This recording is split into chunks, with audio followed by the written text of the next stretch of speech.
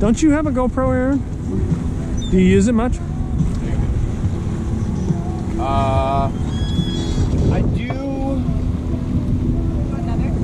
No, I'm okay. I do occasionally, like, use it when we went to Croatia and Greece. I used it, obviously, in the honeymoon. So, like, a lot of aquatic stuff. I haven't used it for, like, just stuff like this before. Yep. Just because our phones do so well. Yep. Oh, I know.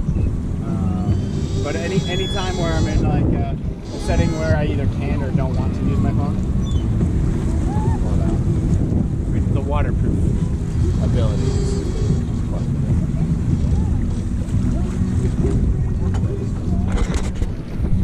Brandon, Imagine this thing just fell back. how you doing? Lean on it. This thing wasn't down. That's like, You like being out on the water? Huh?